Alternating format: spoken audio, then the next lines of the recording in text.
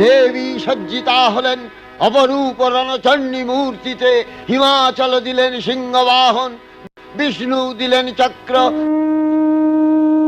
পিনাকপাণি শঙ্কর দিলেন শূল, যম দিলেন তার দণ্ড, কালদেব সুতীক্ষ্ণ খড়গ, চন্দ্র অষ্টচন্দ্র শোভা চর্ম দিলেন, ধনুর্বাণ দিলেন সূর্য, বিশ্বকর্মা অভেদ বর্ম, ব্রহ্মা দিলেন অক্ষমালা কমণ্ডলু, কুবের রত্নহার, সকল দেবতা মহাদেবীকে নানা অলঙ্কারে অলঙ্কৃত ও বিবিধ প্রহরণে সুসজ্জিত করে অসুর বিজয় যাত্রায় যেতে প্রার্থনা করলেন।